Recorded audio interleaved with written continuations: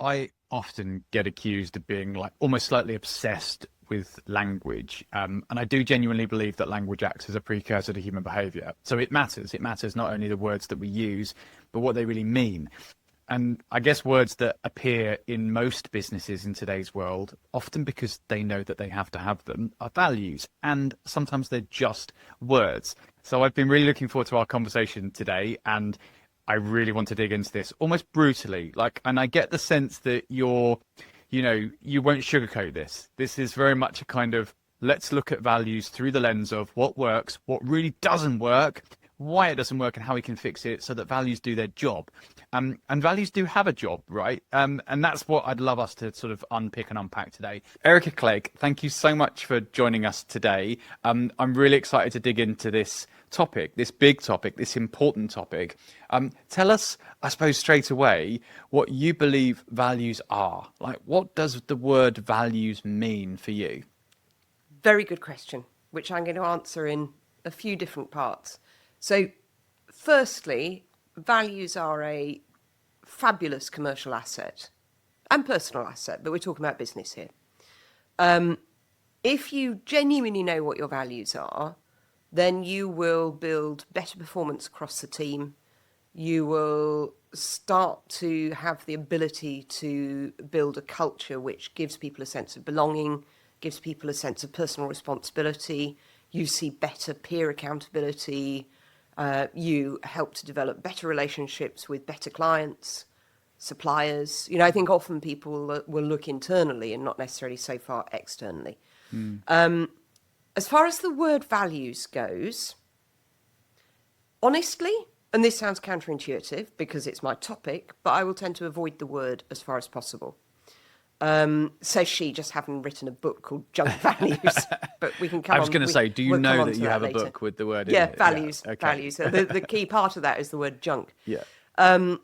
So I would always advise that when you are both digging in to research and identify your values, but also when you are then later bringing them to life, that if you can avoid the word altogether, you're probably in a much more secure position.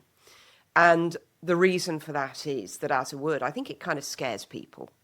And so, for example, let's say you're talking to the team to ask them about their experiences of working in your organisation. How would they describe you? What do you feel it's like at its best? All of this kind of stuff. How would you describe your colleagues? There's all this good stuff. There's this good sort of deep knowledge that people have. Yeah. And it's an important conversation to have. Helps you see corners of the organisation that you didn't know. So it's all really important. But my observation is that if you framed it as, hi, thanks so much for talking to me, what would you say our values are? Yeah. Then you will see rabbit in headlights in front of you. You will see someone who is out of sorts, scared by the question, desperately trying to sort of grope around for what feels like the right answer might be. Because they don't quite understand, what does this mean for them? What's the impact of their expression on their working life? What does it actually mean? Yeah. What's it for?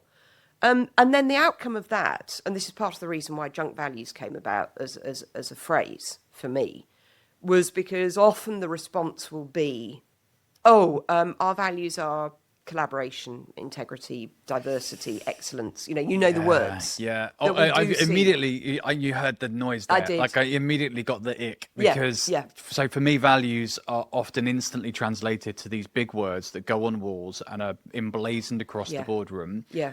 And by the way, in my experience, very few people in the organization can remember all of them. Yeah. You'll say, what are the 5 values? And they'll go, they are integrity, passion, honesty. And I can't remember and the then fourth there's and 2. fifth.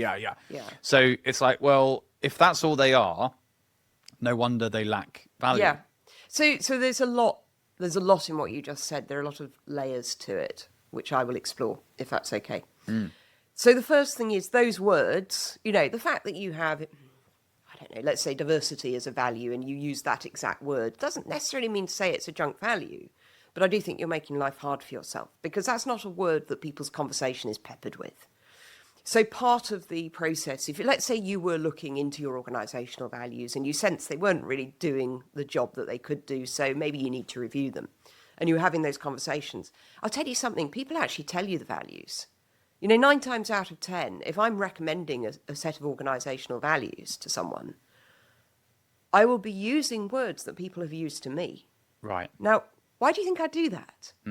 It's not because I'm lazy and I can't come up with my own words. It's not because I don't know the words we should be being used. Yeah. It's because I'm recognising that those are words people are already using. If they've used them to me, they're going to use them to each other. So there are little things like that that just make it so much easier to bring those values to life, that you are actually using the words that people in your organisation just naturally, would say. And is it so with the words? It's like the accessible label, right? Like I said at the start, language as a precursor to the behaviour. It's the behaviour that really matters because it's the behaviour that leads to the outcome. Mm-hmm. The words are just the label to be able to know if you are doing or striving to do the behaviours that are going to matter. Yeah. So there's a phrase which I love to share, which is, people don't experience your values, they experience the behaviours that come from them. And a fundamental truth of that is also it shows whether what you say are your values are actually your values, because your behaviour will demonstrate what your values really are. And if there is that sort of, there is not a balance, there is not, there is no connection between those words that you have up behind the reception desk and the way everyone, or even some people, or even one person is behaving, then what is really your values? Can I go into metaphor world? But of course, I'm always fascinated by metaphors. Right, and my metaphors are always a little bit crazy. Okay. I think you know this. Okay. So it's a chili con carne. Right. And if I was making a chili con carne today, I would know exactly which herbs and spices I need to go and get from the cupboard to be able to create the chili con carne that I'm looking for, that I like. I also know that as I'm cooking it, I'm going to taste as I go to find out what I might be missing or why it might not taste how I want it. Like, as in, there's that sort of sense check as I go for what is more or less of and, right? So in my metaphor, I guess the herbs and the spices are the values that I go into the preparation and cooking with, and also the sense check against what might or might not be missing if it's not quite coming out right. So to continue your metaphor, let me leap forward. Only if it helps. I do love. No, it really does. Right. But it just means we're leaping ahead. So I'm leaping ahead now to a solution to a problem that we haven't yet discussed. Right. And let me tell you what the problem is that we would be discussing at some point, which is this. If you are reviewing your culture, it's probably because you have a culture problem. Right. What that means is that when you start reviewing it, you're going to face cynicism. It's just a fact. That's exactly what's going to happen. And the metaphor that I use is, for those of us who have children who have at some point turned their nose up at vegetables. Many of us have done that thing where we have blended celery and carrots to the point of being soup, to then mix in with your meat and things to make a bolognese sauce, which means that your child is getting vegetables without realising it. And eventually they come to the point where, it's all perfectly palatable and you can be honest about the vegetables. Because the truth is, the majority of people in an organisation, when you start to do this kind of process, will go, this is a load of rubbish, this is standing in the way of what I actually do here for a living. I really don't want to engage and connect. One of the reasons that I say you should never actually launch your values, you should start to launch a programme of activities which are wrapped around the key activities of your organisation. You're not looking at new initiatives, new projects, launches, happenings. You really are looking at wrapping your values around what's going on already. Yeah. Is because then people start to see the benefit. They start to realise, actually, this is about how we do things around here. And when you're doing things in a way that is right for the organisation, is right for its people, is right for what it focuses on as a business or as an organisation, then you will see benefits. So I loved your chili metaphor. Mine is spaghetti bolognese, but we're coming from the same place. The same hymn sheet. Yeah, definitely. You've said the word do and quite a few times there, and it's action-based, it's activity, it's behaviours. And I wonder if, so for organisations that might be watching this, thinking, well, we do have, actually, we quite like the values that we've got. We do know that they need to become more action focused and behaviorally led. Is it a matter of finding the behaviors or the activities that you want to see more of? Making sure you know which of the values that you have in your organization that those behaviors promote or align themselves to, and then recognizing them in some way to make sure that everyone knows. It's that sort of, positive recognition, like, are you, well done for doing that specific thing because it was right and because it linked to one of our organizational values. Whereas if we just go, hey, well done for today, we don't know what it is specifically we did that was right, connected and linked. Is there something important about the recognition of the behavior insofar as pointing out how it links to the values, even if we're talking more about behaviors than the actual words on the wall or the statements on the wall or whatever? So as you know, non-specific feedback is never right anyway. Exactly. So we always have to be specific in our feedback. Yeah. But sorry, that wasn't a criticism, by the way, of talk. No. But it's just like we know that being really specific is really helpful. So it's interesting. You say not a criticism. You're right to say that, because of course I know that. But I also know that I know that most of our viewers will know that, and yet the vast majority of feedback that they give will be non-specific. Yeah, no, this is true. This is true. But let's go back a step. Yeah. So you are quite right to talk about, wrapping, connecting values and actions and encouraging them and celebrating them. And, the more you can do to contextualize your values, to demonstrate them in action and to recognize publicly that has happened, the more people are starting to understand them. So that's really important. But I'm going to go back a step, because how do you even plan those actions? What are the processes you go through to spot what's going on in the organisation and to go, this is an area where that one of our 4 values can be wrapped around it? Well, I'll tell you what you do. And again, it's about avoiding top down. And I'll come on to some data about the perception of values as being top down, because it's horrifying, although probably not surprising. So actually what you want to be able to do, and you might be speaking, I could here be speaking to a chief executive, an HR director, a senior leadership team, whatever, it doesn't matter. It will tend to be that there will be a very small part of any organisation that feels fully responsible for this. And often, therefore, as we all know, if you feel responsible for something, it's sometimes easier just to do it yourself. However, when you're doing this, that is a bit of a problem, because it starts to feel top down, or it starts to feel specific, departmental, out. And therefore people go, that's her problem, that's his problem, that's their problem, that's not for me to worry about. I'll do what I'm told to do, but bare minimum. Yeah. So what you want to be doing as early as you possibly can. I mean, frankly, at the point where you are defining your values, you need to be looking at who are the people across the organisation who are going to help to bring these to life, who are going to really help to sort of grow them and support them, and will want to do it too. So you're looking at, it doesn't matter what you call them. You might call them culture champions. You might call them a values team. That might be far too cheesy. You might not even have a name for them. But there are lots of benefits of doing that. Partially, it's such a good way to, on the subject of recognition, it's such a good way to recognise some hidden stars in your business. You know those people in our organisations whose specific role does not allow them to grow at the pace that we would love them to, because we know they're stars. Yeah. It's such a good thing to bring them into. I mean, there was a manufacturing company I was working with a few years back, and there was a guy there who was a fettler. Now, what fettlers do is they literally smooth things to perfection when they come out of the forge. Now, the problem with being a fettler is once you've learned how to do it, which takes a few months, there's a kind of limit of your progression capabilities. And there were 2 fettlers, and the guy above him had been there for longer, so he was basically in charge of fettling. But this guy was so committed. It's a wonderful word. I love fettling. Fettling. Although it's slightly rude if you're a northerner, so never talk about fettling in Lancashire. Just to warn you, if you happen to be there, Just a note for our viewers. Just don't go there. Yeah. Okay. Or to northern viewers, you know what I mean. You know where I'm coming from. So, and this guy, I could just tell he was enthusiastic. He was articulate. He came into the room to talk to me about his experience of working for the business, and he looked me in the eyes, shook me by the hand. And just everything about him was like, if I owned this company, I would want to make sure this guy stayed. And he became one of their culture champions. He's helping to come up with ideas of what they can be doing across the business, what's working, what isn't working, who's really getting behind this, who needs a bit more support along the way, who are we going to have to blend the vegetables for, and who can we talk about it. And this guy, of course, is getting the opportunity to sit with the chief executive once every 2 months. They're having lunch together as part of it. He wouldn't get that opportunity.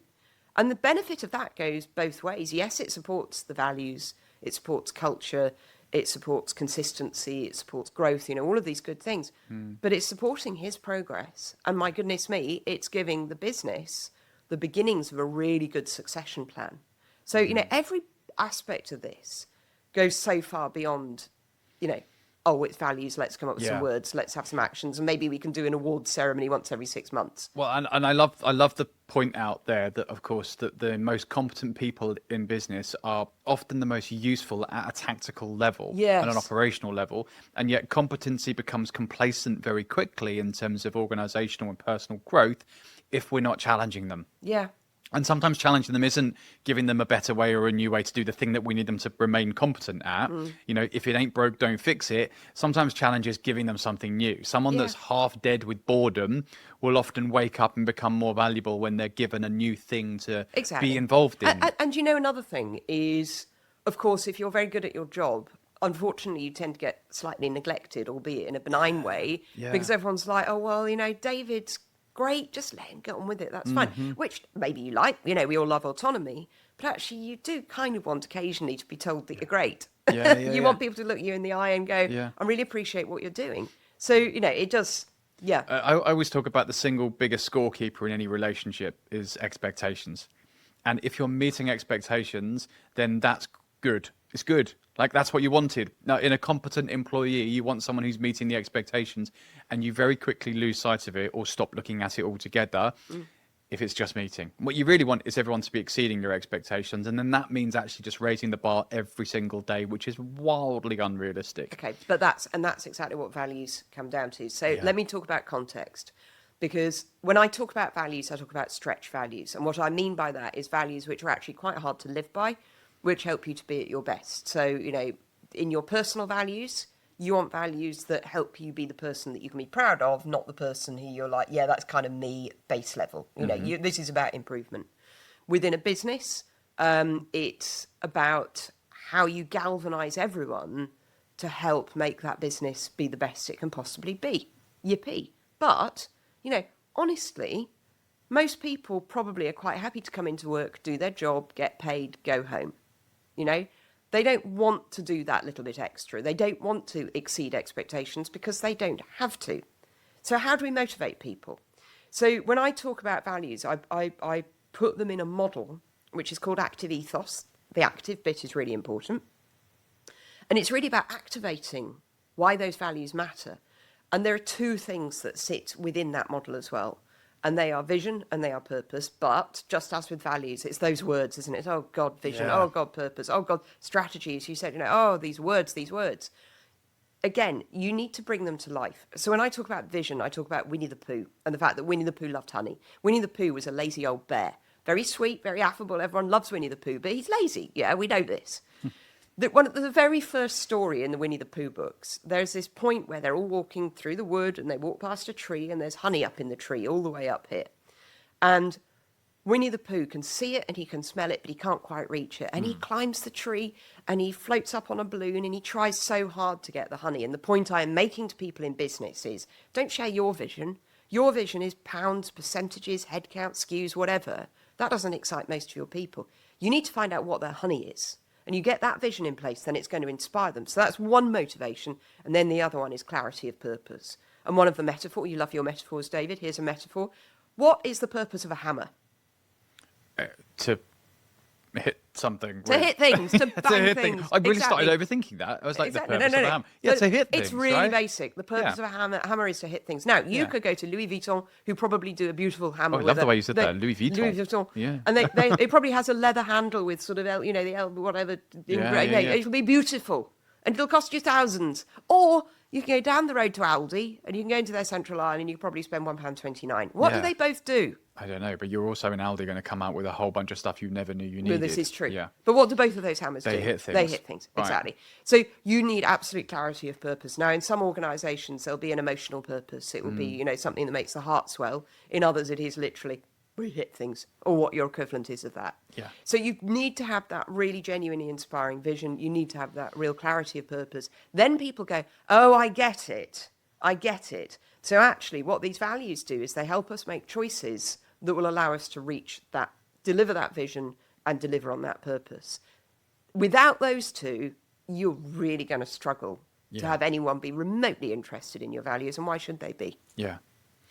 I want to just put myself in the position, I guess, of a viewer, of a business leader, someone who is thinking, right, I know what values are. I've probably got them. And if I'm being brutal, I'm probably in that category of those that have got them and written on the wall. And that's why maybe I'm interested. Help me understand where I should go next. If I've done an exercise in my business already and I've got my words on the wall, and yet they're lacking or they're not powerful enough, what's the activity wise, what's the next step for me? What do I need to do with that? Because I like to think that they're obvious enough that the behaviors will follow, right? We've got on our wall passion. I'd like to think that should mean that people are passionate about what they're doing every day. It's not happening. No. I like to think that the fact that we've got honesty written on the wall will mean that at no point should any of our employees be dishonest. And I'm not talking about, fraudulent dishonest. I'm talking about little white lies or, backstabbing, that kind of thing.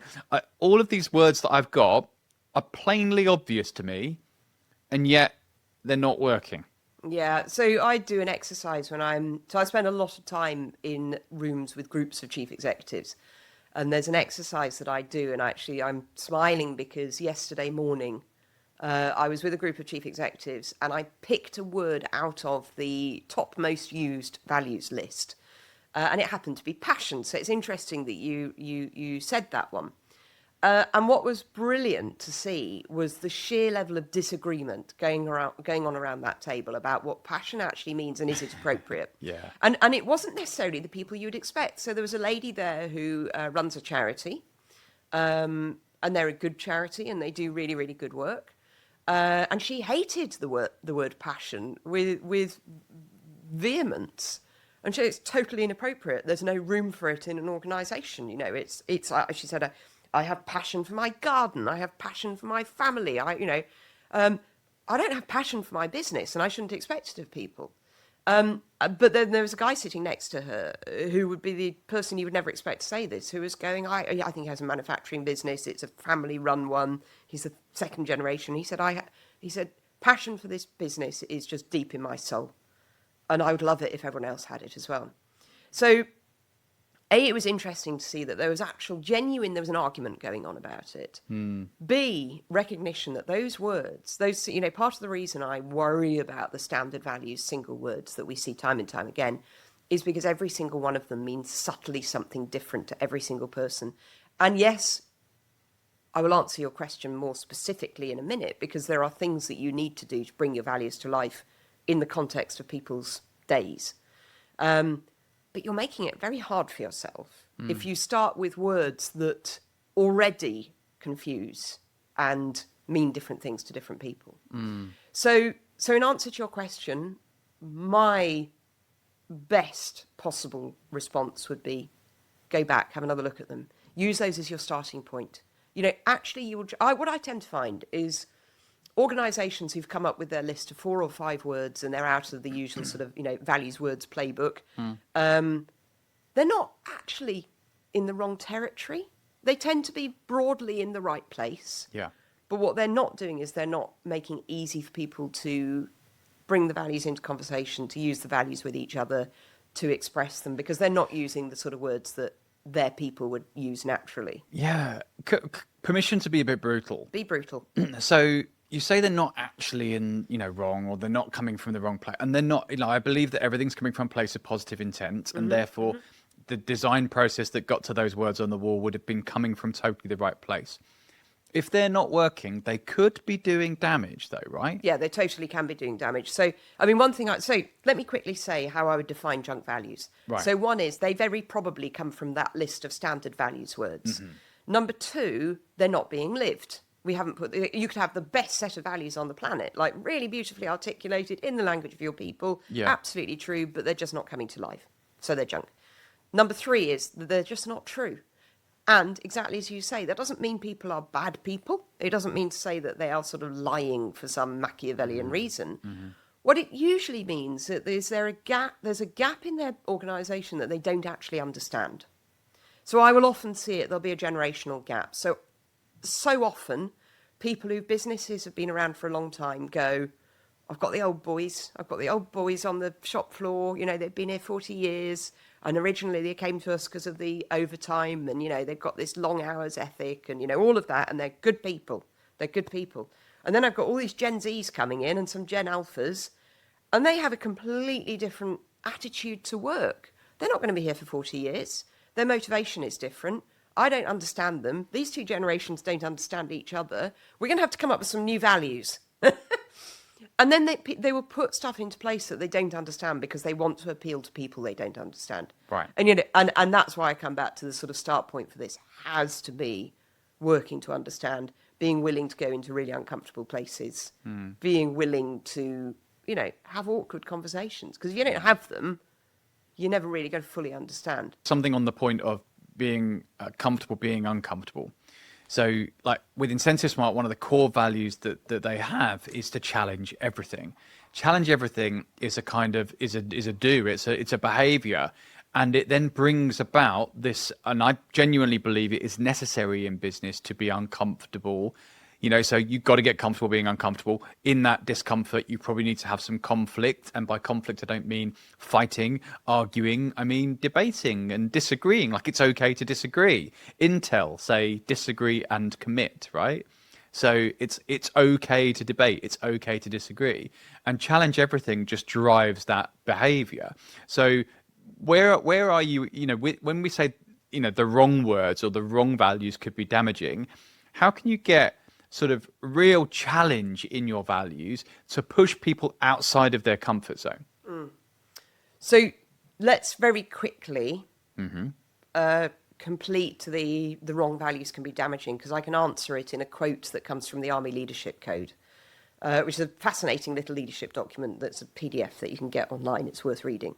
But they say when you express your values and you live by them, it forms the basis of trust. If you don't say what your values are, then people will basically guess them from behaviour. Sure. But here's the thing. If you say what your values are and then do not live by them, then trust is broken. And so if you are saying words that either are incorrect or that people simply don't understand, you are immediately setting yourself up to be consistently non-stop breaking trust. Yeah. Really dangerous place. We are in a world where trust is in increasingly short supply. But if you have trust, you have the freedom to innovate. You have the freedom to get on with it without people constantly asking you questions. You have the freedom to actually mess up. Yeah. So we want trust. And so the wrong values or misunderstood values mean it's going to be very, very hard to earn that trust. Going back to the importance of friction, the importance of challenge, the importance of disagreement. Again, another thing I encounter sometimes that is happening with values is people are developing a little bit of an echo chamber around. There's such a strong sort of sense of being coalesced around those values that everyone's just nodding nicely and going, oh, this is what's important to us. And the problem with that is you don't improve. You do need that challenge to get. I hate challenge. I would love everyone constantly to be telling me, God, Erika, you're great. But actually, it's in the feedback, that we all dread. Often there are things in there that you go, I might not like hearing it, but you know what? If I do that, I know I'll improve. And you will. You do need that challenge. There was a lady who was born in 1865 in America called Mary Parker Follett. And Peter Drucker, who's the father of modern management theory, he called her the mother of modern management theory. He basically, everything Peter Drucker said, as the management theorist, goes back to things she was saying in Victorian times. Now, she couldn't work in business. She was an academic. She couldn't even get a degree because she was a woman. She had to come over to the UK to get her degree, so I'm quite chuffed for that. And she ended up as a social worker. But her writings are amazing. And she talks a lot about power, and she talks a lot about the importance of friction. And she talks about power with, not power over. And part of power with is giving, because bear in mind what things were like in Victorian times. You had factories where you would have, the guys in the top hats on the top floor who would tell the guys on the ground floor who were putting themselves in danger with horrible machinery and were just turning up, and they were drudges, and they were just told what to do by the guys on the top floor.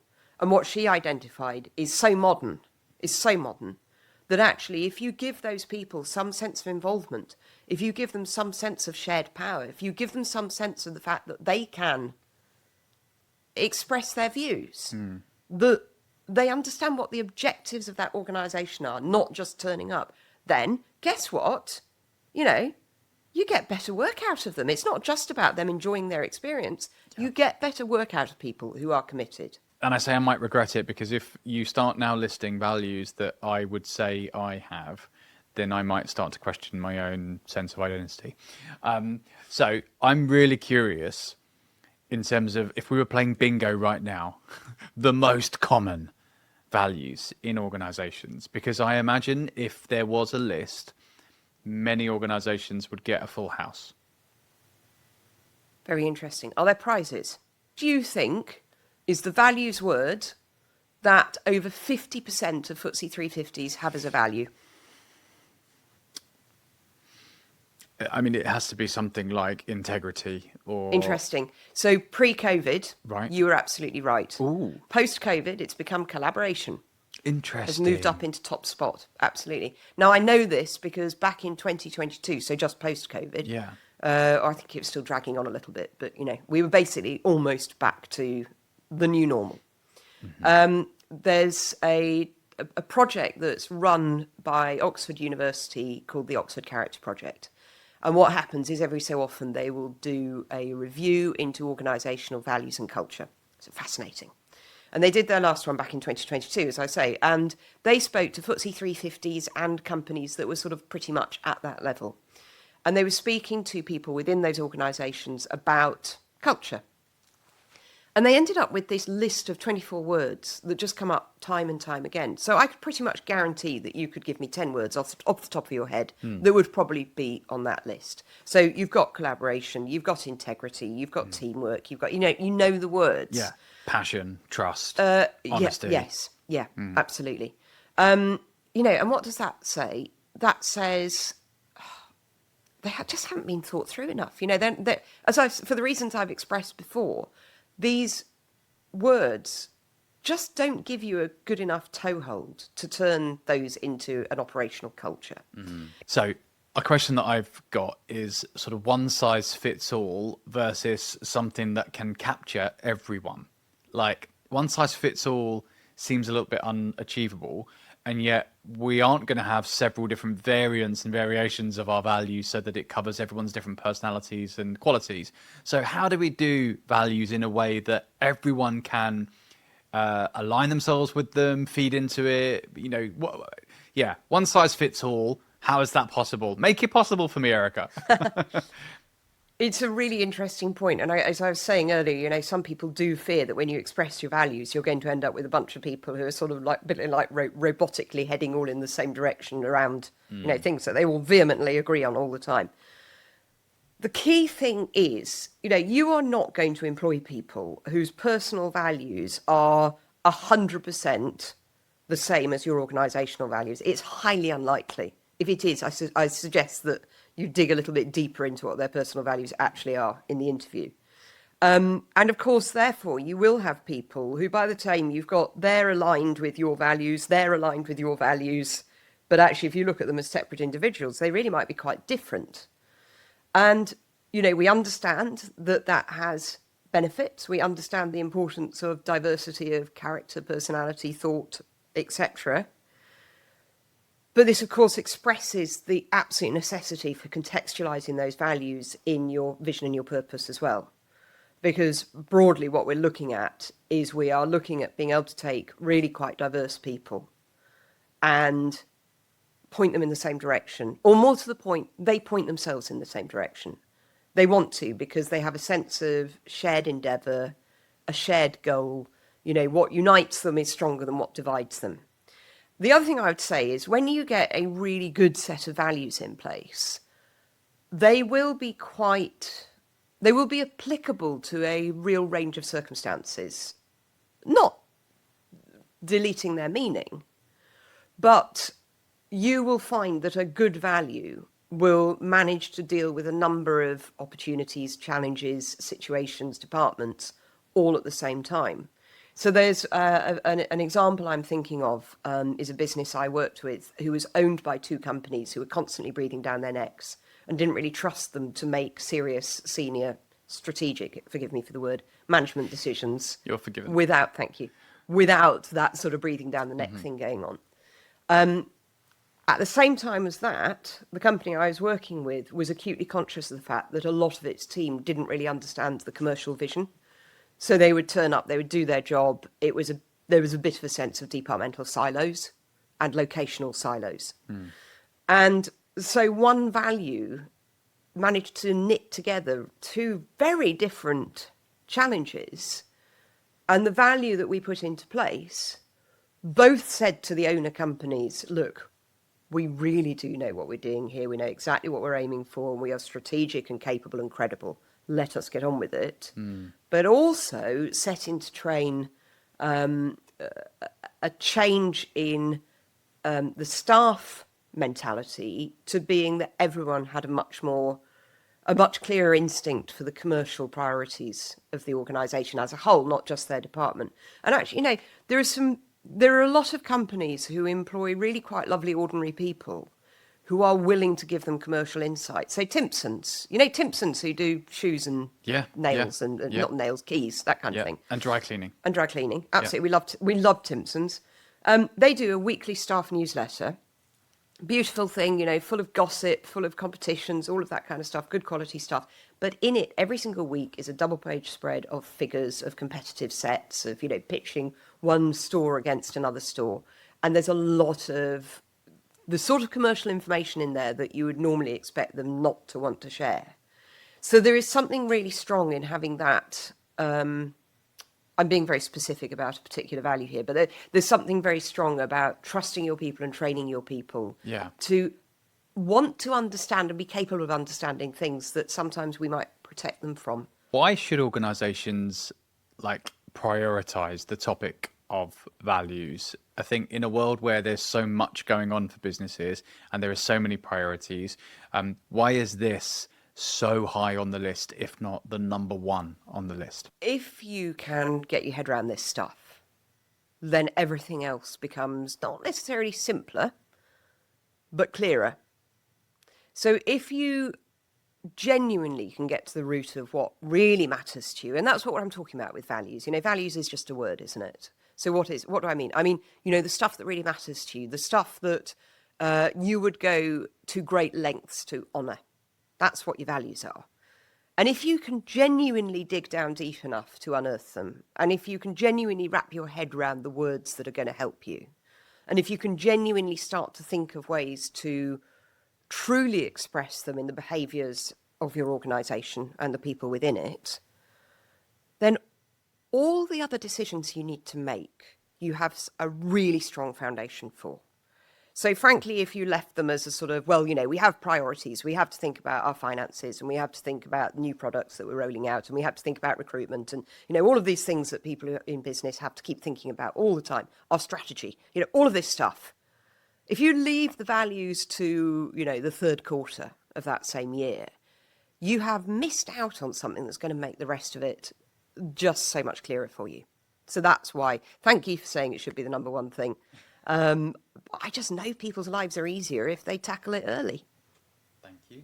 I think have been misserved for too long. And there was a shift that happened in, I think, the 1990s, where suddenly it became the absolute norm that every organisation had to have a set of values without really digging further into it to identify why. You know, we should never do anything without having a reason for it, should we? So if I were to rebrand values or reframe values or, rescue them from where they've ended up. This is essentially what I'm doing in the book. So junk values is about going, look, this term has been overused, it has been misused, we have ended up in a place where we're creating something without any really clear intent, and it's not very helpful to us. And I articulate that and I express it because you need to express the problem. But I'm a problem solver. So actually also then what I do is I express the solution. But actually one of the things I should say is I would strongly advise anyone just not to use the words. I have to use the word, it's my discipline. If I didn't say it, then I wouldn't be clear about what my area of speciality was. But certainly for anyone who is really understanding the benefit that this is going to have in their organisation, I would say for 95% of them, they're never really going to be talking about values. They're going to be talking about behaviour, expectation, ways of doing things, basis for good decisions, that real vocabulary, real words, proper explanations, things that ground them. Why do you think values often become so formulaic and sort of shallow when leaders that have created them clearly do care about culture and the people that they employ? Something I hear people say with a genuine desire to understand the right way to do things is if they express what matters to them most deeply, that it might put some people off. And would it be better for them to say less challenging things that were more acceptable to a wider group of people?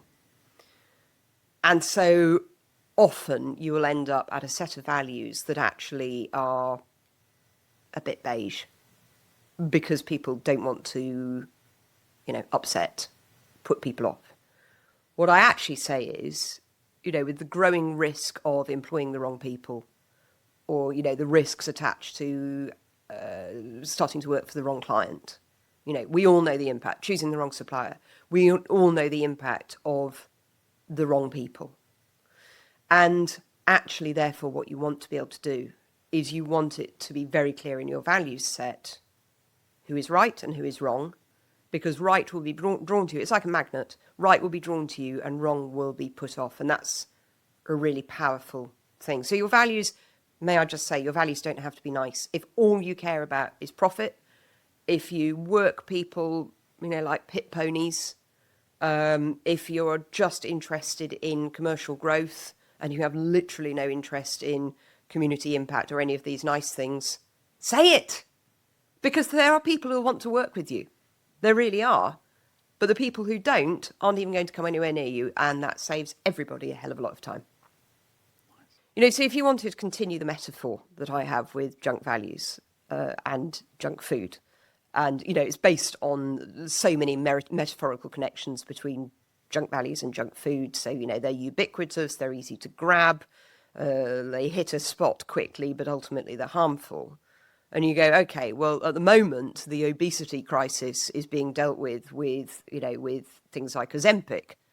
So you might go, well, all right, what's the values equivalent of Ozempic? And I hate to say there isn't one. There isn't one. My alternative to junk values is slow values. The alternative to junk food is slow food. We're still in, I love food. Do you know what? I used to quite like junk food. I don't want to move us away from food altogether. Food is a good thing. Food is nutritious.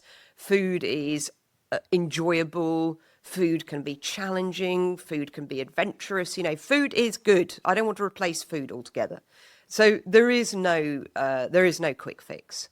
If you want to get your values right, you have to go through an exercise of deeper understanding, better questioning, really good quality listening, as in not just the words, but what isn't said. Look at body language, look at tonality, all of these things. Listen to tonality. There is no quick fix solution because this is serious. Do you know this is serious? This is serious. And it's not about one person's physical entity. It's about organisational structure. It's about teams of people. It's about a lot of different things. There's a lot of moving part. You have to take your time to get it right. What's the one question that viewers or organisations should ask themselves about their values? People who are watching this, are going, do you know what? I think broadly, listening to this, I think I'm pretty happy with our values. I think we've got a good set.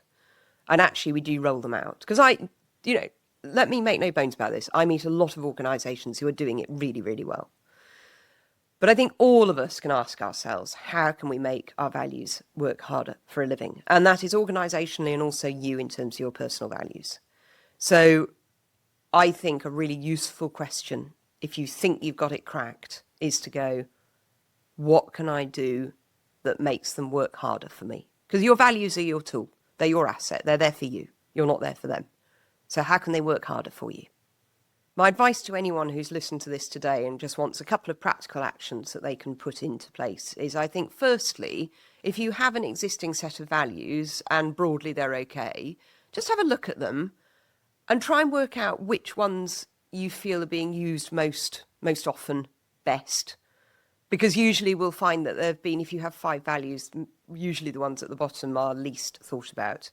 So take a long, hard look at your values and just see if they are all equally being used and useful. I think the other thing, again, is to look out across departments, across levels of the business, maybe locations, and again, just see who is being left out of it a bit.